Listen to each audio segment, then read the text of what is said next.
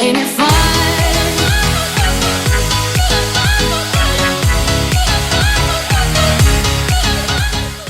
Hi guys, welcome or welcome back to my channel. My name is Haley. If you're new here, this is probably a really great video if you happen to be new here to check out, because it is my 1 year post-move recap video. Never done a video like this before, but figured since I didn't move this year, this would be a great time to share my thoughts about moving, a little bit about how this past year has been living in Charlotte, some things that I've learned. By no means am I like an expert on the city. There's so much more that I still want to explore and still experience that I did not get to in the first year. I also gave myself that pass throughout the first year, knowing that I did need to try to accomplish or experience or explore every facet and every aspect of the city within the first year. There was no need to have that pressure. I'm so excited to share again my moving tips, my advice about this past year, and then also answer some frequently asked questions or thoughts both about Charlotte and then also just moving to a new city. So if you're curious about anything that I just mentioned in the last 30 seconds, you definitely want to continue to keep on watching, and make sure that you subscribe down below, because I definitely want you to continue coming along on my rookie resident experience. When I thought about the series last year for it to just be, you know, my first year living in a new city, I think that there's so many aspects within that whole experience that again I'm still exploring, or still going to be first for me even as we go into year number 2. So I'm going to keep the series going. I hope you guys are still loving it. I want this to be very casual and chill. That's why I'm literally sitting in my bed right now, would be when the battery is about to die. So I'm going to go ahead and switch that, and then we'll actually dive into the video.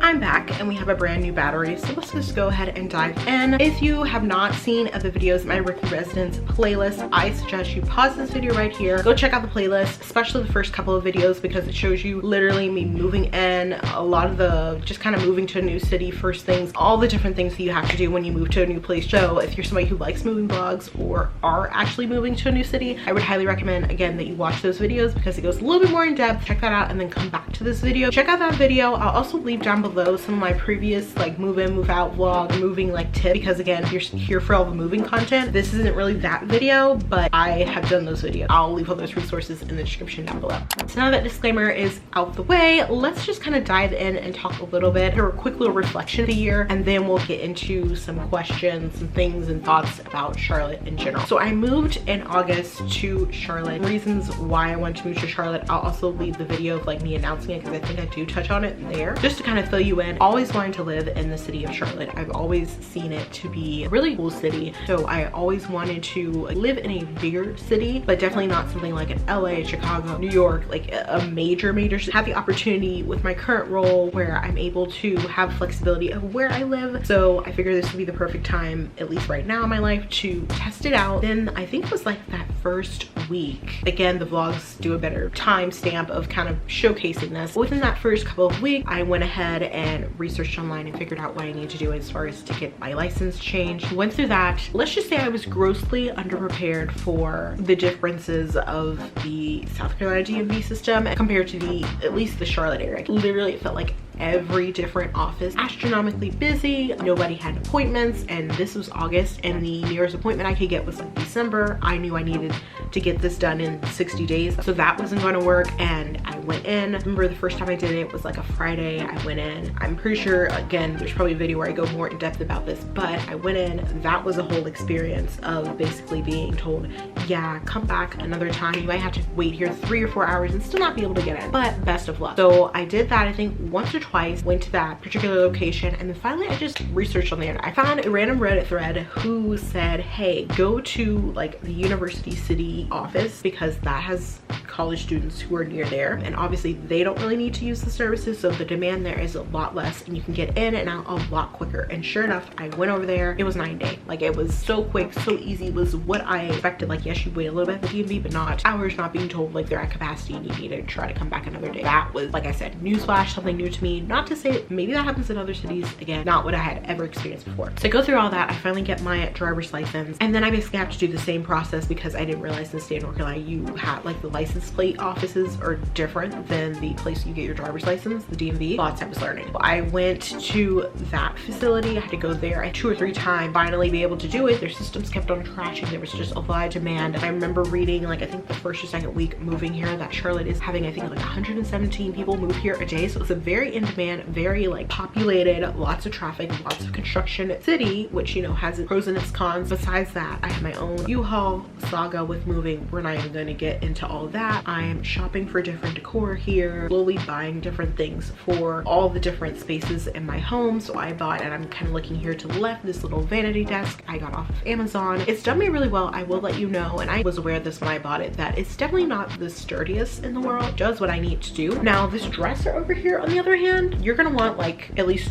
4 to 5 different people to help you carry, because when it says team lift on the side, it does mean that I think can probably survive Hurricane Hilly. That this is a continuous work in progress even beyond a year. As far as, you know, activities and things to do in the city, there's so much to do, but then at the same time for me, like when there's so many options, I'm like, where do I start first? So I would say think about like what you already like to do, or just find where that is in the city. And I think that's a great way, not only for you to do activities and find cool things to do, but then also for you to meet people or places for you to socialize, to build experiences with making friends and meeting people. Cost of moving, very, very expensive. I would suggest that you definitely save some money, account for not only obviously you need like moving boxes, those things, but then also like that first month of like buying a whole bunch of different groceries to like stock up, so you'll always have like the seasonings you need, or like just those staples. That means you're spending probably more than you typically do on groceries. So there's different, would want to call them like hidden costs to moving, that I didn't really account for. If I did, I think I would have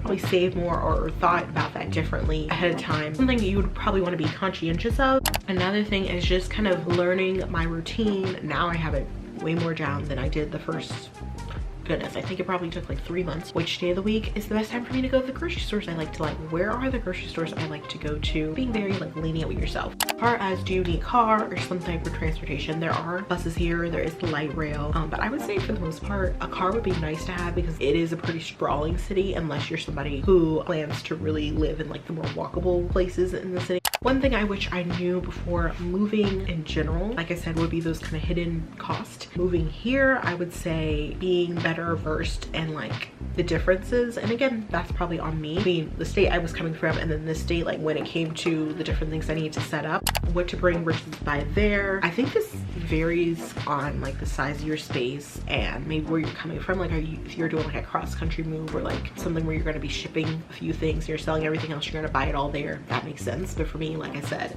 it was literally the neighboring state, so it was very convenient for me to basically bring all the things I wanted to bring, and then anything that I didn't have or anything that I wanted new, I could obviously purchase kind of at my leisure as it was available. That one's kind of hard to answer, but that's kind of my take. Be aware that there might be things like back ordered, or it might take a while, especially if you're picky. Tips for making a new city feel like home, I would say do as much as you can. Those first couple months is a little strange, because again, I don't know your situation, but you may or may not know many people where you are, so you're also kind of trying to do things out of your norm to try to make friends. I would say do as much as you can of your normal routine, do the same in the new city. And if you do those normal things, those things will start to make it feel like home. It's just going to take time. Like over time, I started to feel like, oh, I guess this is my routine. I've been doing this for a while. And the final thing I want to leave you all with is, if you're somebody who's debating whether or not should I move, first I would say assess if you will be able to move, whether that means you need to do some things in preparation, change your job, or get relocated, or make sure that you have enough saved up for the expenses of moving, or whatever your situation is. Wants to move more so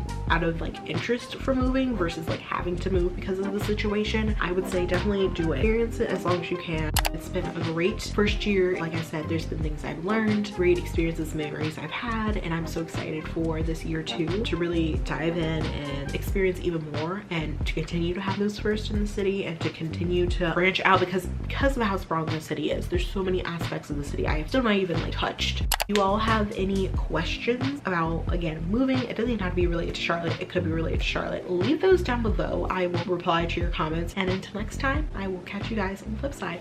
Bye guys.